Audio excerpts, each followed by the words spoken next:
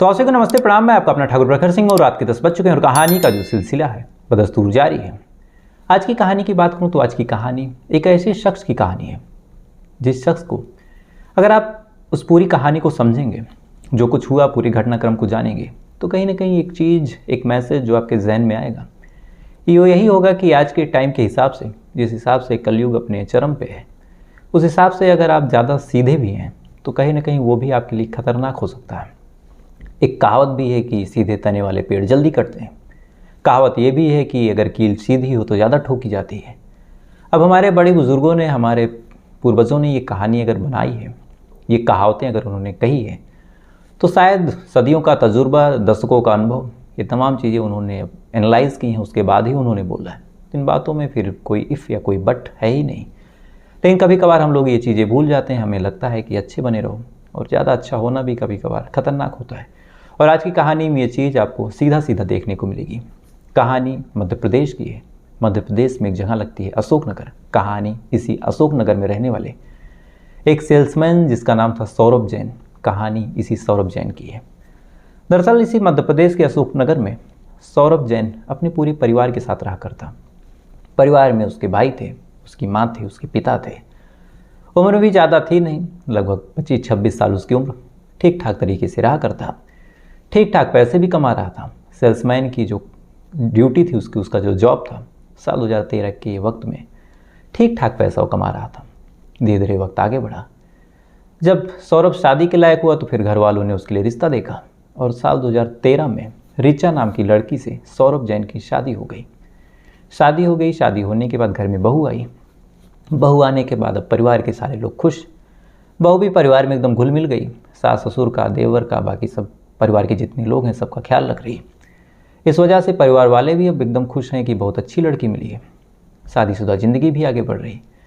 इधर सौरभ का जो काम है वो भी बढ़ रहा। इस वजह से परिवार में ना कोई टेंशन थी, ना कोई कला थी। इधर साल 2014-15 के आसपास सौरभ और ऋचा को एक बच्चा हो जाता है। अब बच्चा हो गया तो शादीशुदा ज़िंदगी मुकम्मल। परिवार में एकदम खुशियों का माहौल। वक्त धीरे धीरे गुजरता रहा। जो बच्चा था वो बड़ा होता रहा। सौरभ और ऋचा की शादीशुदा ज़िंदगी भी ठीक ठाक चलती रही। और देखते ही देखते साल 2022 आ जाता है। साल 2022 आने के बाद अब महंगाई इधर बढ़ी, उधर कोरोना भी ख़त्म हुआ। तो कहीं ना कहीं अब जो काम था उसका, वो लॉकडाउन के टाइम में सेल्समैन की ड्यूटी धीरे धीरे डिस्टर्ब हो चुकी थी। पैसे भी नहीं थे। तो कहीं ना कहीं अब बच्चा भी इधर बड़ा हो रहा, उसकी परवरिश करनी है, उसको आगे बढ़ाना है। तो फिर कहीं ना कहीं जब ये दिक्कतें हुई, या पैसे की कमी, सेल्समैन का जो जॉब है वो सही चल नहीं रहा, तो ऋचा ने कहा कि काम करते हैं, यहाँ से कहीं चलते हैं, कहीं चलेंगे, अपना नौकरी करेंगे। आप भी कहीं जाना, बढ़िया जगह है जॉब करना, वहीं सेल्समैन नहीं करना। यहाँ के हिसाब से वहाँ हो सकता है ज़्यादा पैसे मिले, और ये भी हो सकता है कि वहाँ मैं भी थोड़ा बहुत कुछ काम वाम करने लगूँ। अब यहाँ सास ससुर हैं, आसपास के सारे लोग जानते हैं, तो लाज लिहाज हैं। तो अब बहू का घर से बाहर कदम रखना, हो सकता है कुछ लोगों को बुरा लग जाए। लिहाजा एक काम करो, कहीं चलो, कमरा लेके रहेंगे, तुम भी काम करना, मैं भी काम करूंगी, और जो बेटा शौर्य है उसकी पढ़ाई लिखाई भी ठीक ठाक हो जाएगी। ये चीज़ जब पति सुनता है, यानी सौरभ, उसे भी बड़ा फ़ख्र महसूस हुआ कि मेरी बीवी इतना परिवार को लेके सोच रही है, मुझे इतना तवज्जो दे रही है, मेरे काम में हाथ बटा रही। सौरभ ने अपने माँ बाप से डिस्कस किया। अब जब माँ बाप से डिस्कस किया तो माँ बाप भी राज़ी हो जाते हैं, कहते हैं ठीक है। इसके बाद साल 2022 के लास्ट में जो सौरभ जैन था वो एक कमरा लेता है बाहर, और वहीं पे अपनी बीवी और अपने बच्चे के साथ रहने लगता है। अब इधर बच्चे की पढ़ाई भी ज़ोरों शोरों से चल रही थी, तो घर वालों से फ़ोन वगैरह पे बातचीत हो जाती। बाकी ये लोग आते जाते भी कम थे कि बच्चे की पढ़ाई डिस्टर्ब होगी, इधर नौकरी में भी थोड़ी सी डिस्टर्बेंस हो सकती है। अब इधर माँ बाप और बाकी भाई गाँव में हैं, और ये जो है वो शहर में रह के अपना काम कर रहे हैं। सारी चीज़ें बिल्कुल ठीक चल रही। जब भी काम से मोहलत मिलती तो माँ बाप से, बाकी परिवार के सदस्य से बातचीत होती रहती। देखते देखते साल 2023 आ जाता है, और साल 2023 आते आते फरवरी का महीना आ जाता है। फरवरी के महीने में लगभग 15 या 16 तारीख की बात है। जो सौरभ जैन की माँ है वो फ़ोन करती हैं अपने बेटे से बात करने के लिए। फ़ोन किया तो बेटे का फ़ोन लगा नहीं। अब जब बेटे का फ़ोन नहीं लगा तो परेशान कि क्या हो गया, कहीं फ़ोन वगैरह तो नहीं ख़राब हो गया, या फिर बैटरी वगैरह तो नहीं डेड है। उन्होंने बहू को फ़ोन किया। इत्तेफाक से बहू का भी फ़ोन नहीं लगा। अब जब बहू का फ़ोन नहीं लगा तो वो और परेशान। इसके बाद अब लगातार फ़ोन किया जा रहा, माँ लगातार फ़ोन कर रही। माँ का दिल वैसे भी कमज़ोर होता है, अगर बच्चे का फ़ोन ना उठे तो परेशान हो जाती है। सौरभ जैन की जो माँ थी वो भी परेशान हो गई। लगातार बेटे को फ़ोन कर रही, लगातार बहू को फ़ोन कर रही। घंटों गुजर गए, लेकिन ना तो बेटे का फ़ोन लगा और ना ही बहू का फ़ोन लगा। परेशान होकर उन्होंने अपने बच्चों से कहा, जो बाकी बच्चे थे, कि यार तुम्हारे भाई का फ़ोन नहीं लग रहा। अब माँ ने जब ये बात बोली तो भाइयों ने समझाया कि हो सकता है कि काम पे हो सकता है कभी कभार ऐसा होता है कि नेटवर्क इशू हो, फ़ोन ऑफ किया हो। इसमें परेशान होने वाली कोई बहुत बड़ी बात नहीं है। शाम तक हो सकता है कि फ़ोन ऑन करें, आपका मिस कॉल देखें तो करें फ़ोन। माँ को भी बाकी बच्चे समझा देते हैं, माँ का भी जो दिल था वो मान जाता है। उसके बाद शाम हो जाती है। शाम को माँ फिर से फ़ोन करती है, फिर से फ़ोन नहीं लगता। लेकिन अब जब शाम को माँ ने फ़ोन किया और फ़ोन नहीं लगा तो फिर अब माँ परेशान हो गई। माँ को लगने लगा कि अब ऐसे तो नहीं होता, बेटा है, दोपहर को फ़ोन किया नहीं लगा, सुबह फ़ोन किया नहीं लगा, लेकिन अब शाम हो गई और फिर फ़ोन नहीं लग रहा, तो कहीं ऐसा तो नहीं कि मेरा बेटा कुछ परेशान हो, कोई दिक्कत, कोई परेशानी। उसने फिर अपने बाकी बच्चों से कहा। बाकी बच्चे फिर समझाते हैं कि हो सकता है दोनों का फ़ोन नहीं लग रहा तो कहीं घूमने टहलने गए हो, नहीं बात करना चाह रहे हो, फ़ोन उन्होंने ऑफ कर दिया हो। माँ को उन्होंने फिर से समझा दिया और पूरी रात गुजर गई। पूरी रात गुजर गई, सुबह हो गई। माँ आधा सोई आधा जागी, बच्चे के लिए बेचैन। सुबह फिर से बाकी लोगों ने फ़ोन करना शुरू किया, लेकिन अब जब सुबह फ़ोन नहीं लगा तो कहीं ना कहीं अब भाई भी परेशान हुए और परिवार में जितने लोग थे वो भी परेशान हुए। अब जब सारे लोग परेशान हुए तो अब तलाश शुरू हुई। जितने लोग इन दोनों के संपर्क में थे उनसे पूछताछ की, क्या सौरभ भैया से बात हुई थी क्या? अब सारे लोग कह रहे हैं कि नहीं, बात परसों हुई थी, तब से हुई नहीं। व्हाट्सएप वगैरह पे भी लास्ट सीन देखा गया तो पता चला कि कल से ये लोग ऑनलाइन भी नहीं आए। अब एक तरफ फ़ोन ना लगना, एक तरफ ऑनलाइन भी ना आना। अब माँ और बाकी लोग एकदम परेशान। भाग के फ़ौरन कमरे के पास गए। कमरे के पास गए तो देखा ताला बंद। अब ताला देखते ही तो फिर बदहवास कि ये क्या। बहरहाल अब जहन में आया कि हो सकता है ये लोग कहीं शिफ्ट हो गए हों और वहाँ पे नेटवर्क ना हो। अब यही चीज़ सोच के जो माँ थी और बाकी जो लोग थे वो वापस आ जाते हैं। क्योंकि आमतौर पे ऐसा होता है कि अगर आपके घर के साथ कोई हादसा हो तो हमारा जो ब्रेन होता है, जो हमारा दिमाग होता है, जो हमारा दिल होता है, वो अपनों के साथ हादसा जल्दी स्वीकार नहीं करता। कहीं रैंडम में फ़ोन आए कि आपके किसी सदस्य का एक्सीडेंट हो गया है, उसने ऐसा कर लिया, उसने सुसाइड कमिट कर लिया है, तो ऐसे हालत में आदमी ये मानता है कि वो मेरे घर का नहीं होगा, वो किसी और के घर का होगा।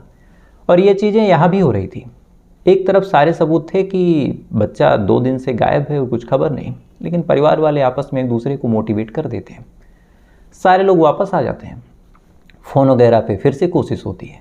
साथ ही एक ख्याल जो आजकल बहुत ट्रेंडिंग में है कि अगर वो फ़ोन नहीं करना चाहता तो हम लोग भी क्यों करें।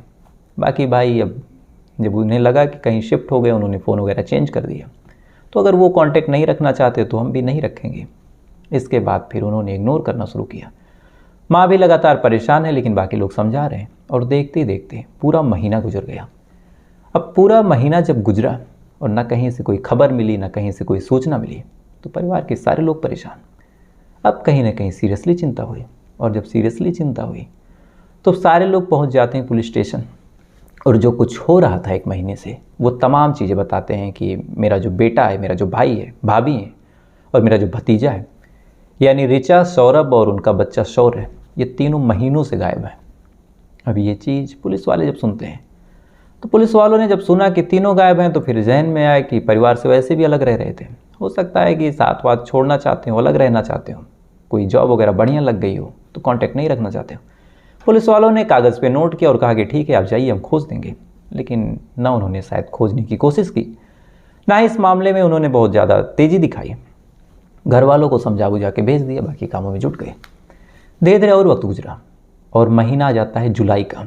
फरवरी से न सौरभ जैन का कुछ पता, ना ही ऋचा के बारे में कोई खबर, ना ही शौर्य का कुछ कहीं सूचना या कोई जानकारी, ना ही इतने दिनों में इन्होंने किसी से बात की, ना किसी से कांटेक्ट किया। और जब जुलाई आती है तो जुलाई महीने में परिवार के सारे लोग परेशान हो जाते हैं, क्योंकि जुलाई महीने में बाकी जगहों पे छुट्टी भी हुई थी, सबको ये था कि घर पे आए। तब ये तमाम लोग फिर से खोजने निकलते हैं, पुलिस स्टेशन जाते हैं, पूछते हैं कि साहब हमने कंप्लेन दर्ज करवाई थी, क्या हुआ? पुलिस वालों ने मामले को यूँ ही टाल दिया। अब परिवार वाले परेशान हैं, खोज रहे हैं, फ़ोन नंबर से लेकर तमाम तरीके से बात करने की कोशिश कर रहे हैं, लेकिन कहीं से कोई जानकारी नहीं मिल रही। इधर जो भाई है लगातार पता कर रहा है कि क्या हुआ क्या नहीं हुआ। उसे अपने भाभी पे थोड़ा डाउट भी था, क्योंकि भाभी के बारे में कुछ ऐसी वैसी बातें भी सुन रखी थी। तो जब भाभी के ऊपर डाउट हुआ तो भाई ने सोचा कि एक काम करते हैं, इसके बारे में भी पता करते हैं। तो जब इसके बारे में पता किया तो एक बड़ी हैरान करने वाली चीज़ पता चली। दरअसल जो भाई था सौरभ जैन, उसके नाम कुछ ज़मीन थी और कुछ पैसे थे, और पैसे अचानक से भाभी के अकाउंट में ट्रांसफ़र हो गए। और जब पता किया कि कैसे हुआ तो पता चला कि भाभी यानी ऋचा ने जो भाई है सौरभ जैन, उसका डेथ सर्टिफिकेट यानी मृत प्रमाण पत्र बनवाया है, और वही प्रमाण पत्र दिखा के खुद को जो नॉमिनी होता है वो दिखा के यानी आश्रित, वो दिखा के सारे पैसे और जो तमाम चीज़ें थी वो अपने नाम ट्रांसफ़र करवा ली। अब मृतक प्रमाण पत्र का नाम सुनते ही तो परिवार वालों में बौखलाहट आ गई कि एक आदमी का मृतक प्रमाण पत्र बनने का मतलब आदमी मर चुका है। अब ये चीज़ जैसे ही भाई और माँ को पता चली, अब ये तमाम लोग एकदम हैरान परेशान भागे भागे पहुँचे पुलिस स्टेशन। पूछा और बताया कि ऐसे ऐसे मामला है। पुलिस ने फिर मामले को लोडने नहीं लिया। उसके बाद जो भाई है वो 18 जुलाई को पहुंच जाता है एसपी ऑफिस यानी अधीक्षक के पास, और वहाँ पे जाके पूरा मामला समझाता और कहता है कि साहब, मेरा भाई फरवरी से गायब है, हमने कंप्लेन भी की, और अब पता चल रहा है कि जो मेरी भाभी है उसने डेथ सर्टिफिकेट बनवा लिया।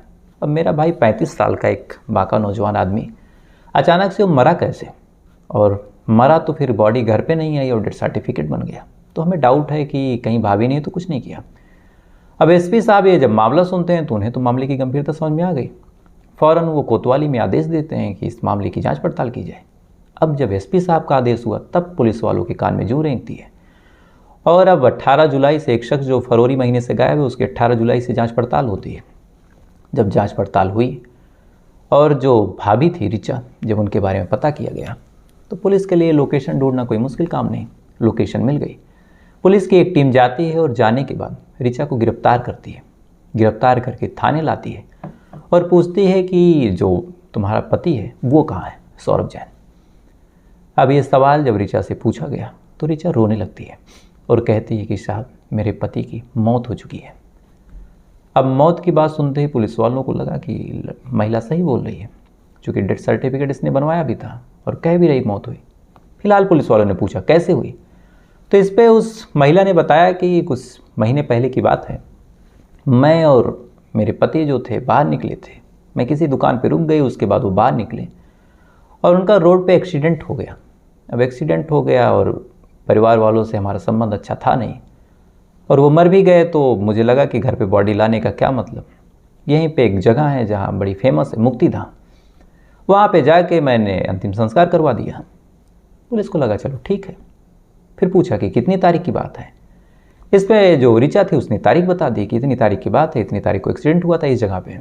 उसके बाद फिर इस जगह पे मैंने इतनी तारीख को इतने बजे जाके अंतिम संस्कार करवा दिया। पुलिस वालों ने जब पूरी बात सुनी तो फिर कहा चलो ठीक है, इस पर भी पता कर लेते हैं, क्लियर हो जाएगा।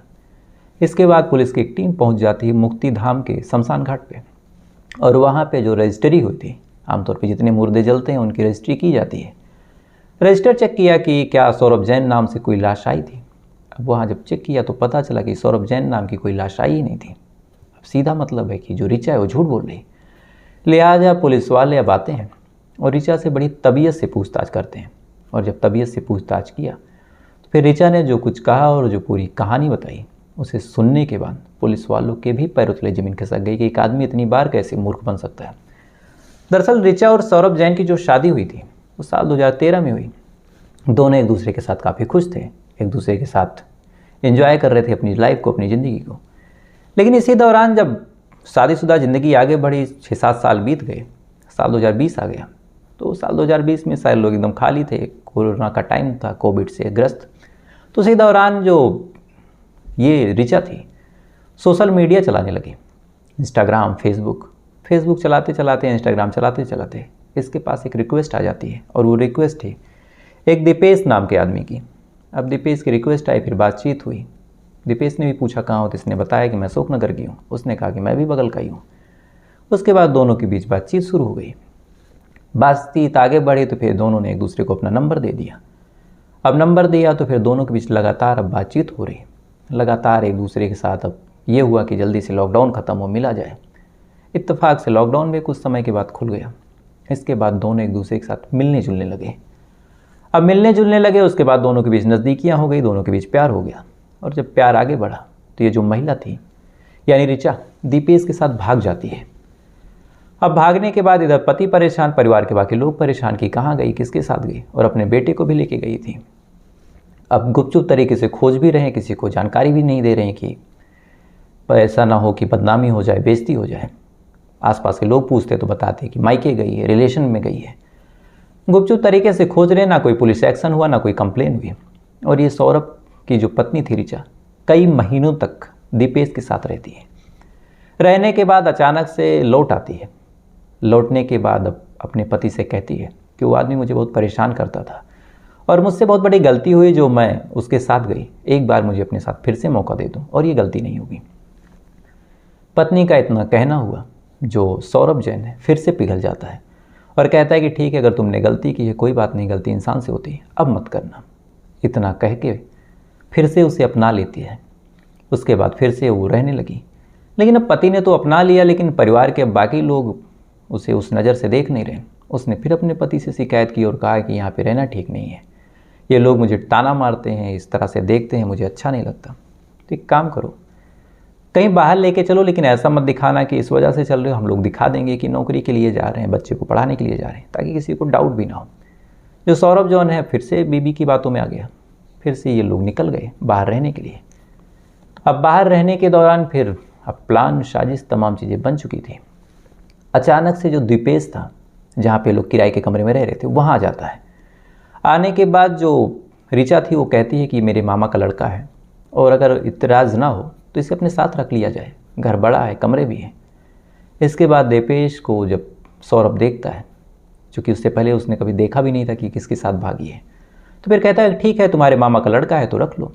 इसके बाद एक ही घर के नीचे, एक ही छत के अंदर एक पति और एक आशिक एक महिला के साथ रह रहे हैं। दिन भर जब पति बाहर रहता तो महिला उसके साथ आराम से एंजॉय करती। ये तमाम चीज़ें चलती रही, लेकिन अब इन्हें लगा कि ऐसे कितने दिन चलेगा, एक दूसरे के साथ भी रहना है। तो एक काम करते हैं, अब कुछ बड़ा प्लान करते हैं। साथ ही ये भी था कि पैसे की भी कमी है, तो फिर पैसे और रास्ते से हटाने का जो जरिया इन्होंने चुना वो एक ही था कि सौरभ के साथ कुछ करते हैं। इसके बाद बीबी ने अपने सौरभ का मोटिवेशन किया, उसको समझाया, ब्रेन वॉश किया कि ज़मीन बेचो, पैसे यहाँ लगाओ, वहाँ लगाओ। सौरभ भी बातों में आया, उसने ज़मीन बेची, उसे 12 लाख रुपए मिले, किस्त पे उसने ट्रैक्टर ले लिया। अब ये तमाम चीज़ें जब उसने कर दी और अकाउंट में पैसे आ गए, तब इन्हें लगा कि पैसे आ गए हैं, अब सही समय आ गया। इसके बाद ये लोग फरवरी महीने में उसको लेके निकलते हैं और कहते हैं कि चलो कहीं घूम के आते हैं। अब आशिक और बीबी और उसका पति, ये तीनों लोग अब कार में जा रहे हैं। उसके बाद एक जगह पड़ती है शमशाबाद, ये दूसरे ज़िले में पड़ता है। शमशाबाद में पहुंचने के बाद ये लोग उसका कत्ल करते हैं और कत्ल करके बॉडी टुकड़े टुकड़े कर देते हैं और आग लगा देते हैं। आग लगाने के बाद फिर डेथ सर्टिफिकेट बनवा देते हैं। उसके बाद फिर जो पैसे वगैरह थे ट्रांसफ़र करके एक दूसरे के साथ भाग जाते हैं। अब ये तमाम चीज़ें जब पुलिस वाले सुनते हैं तो सबसे बड़ी दिक्कत ये होती है आमतौर पर क्राइम की केसेज में कि मर्डर तभी हुआ जब लाश मिले। अब यहाँ पे लाश थी ही नहीं। पुलिस की एक टीम भागी भागी उस क्राइम जगह पे पहुंची जहाँ क्राइम सीन था। वहाँ कोई लाश दिखी ही नहीं, ना कोई अवशेष दिखी। पुलिस ने खूब चेक किया, पूरी फॉरेंसिक टीम लगी। अब जब कोई चीज़ दिखी नहीं तो फिर उन्होंने वहाँ के लोकल थाने से कांटेक्ट किया। तो फिर लोकल थाने ने पुष्टि की कि हाँ, यहाँ एक लाश मिली थी। हमने उस केस को दर्ज भी किया है, लेकिन जब लाश के बारे में हमने काफ़ी पता किया, काफ़ी तहकीकात की, लेकिन जब कोई आया नहीं तो फिर हमने उसका अंतिम संस्कार कर दिया अपनी पुलिस के तरीके से। इसके बाद अब ये मामला यहाँ से, अब चूँकि यहाँ पे गुमशुदगी का मामला दर्ज था, यहाँ से मर्डर खुला, और दूसरा मामला जो दर्ज था लाश मिलने का वो शमशाबाद का था। तो फिर ये केस शमशाबाद को हैंड ओवर कर दिया गया। अब उसने जांच पड़ताल की। जांच पड़ताल में मोटिव से लेके तमाम चीज़ें उसने इस्टेब्लिश की। फाइनल चार्जशीट बनी, मामला कोर्ट में गया। फिलहाल इन्हें जुडिशियल कस्टडी में भेजा गया। अगर सज़ा होगी तो बताऊँगा। लेकिन जो मैंने शुरू में कहा कि एक आदमी कितनी बार मूर्ख बन सकता है, तो पहली बार बीबी भाग के गई, उसके बाद वापस आ गई। बीबी से आदमी ने ये तक नहीं पूछा तुम किसके साथ भागी हो। दूसरी बार बीबी ने कहा कि अब बाहर रहते हैं। पति ने फिर डाउट नहीं किया, कहा कि चलो रहते हैं। तीसरी बार उस एक लड़के को जिसको वो न जानता था, न पहचानता था, न किसी फंक्शन में उसने देखा, कह देती है कि मेरे मामा का लड़का है, फिर से घर में रख लेता है। और चौथा तो साथ घूमने का तो कोई मतलब ही नहीं बना, और इस वजह से फिर फाइनली कत्ल हो गया। तो फिलहाल अपने आप में बड़ी अजीब सी कहानी थी, और इस कहानी के बारे में आपकी क्या राय है, आप भी अपनी राय जरूर रखिएगा। और आपसे कल फिर मुलाकात हुई किसी दूसरी ऐसी ही कहानी के साथ। तब तक अच्छे रहिएगा, खुश रहिएगा, अपना ख्याल रखिएगा, अपने देश का ख्याल रखिएगा। जय हिंद, वंदे मातरम।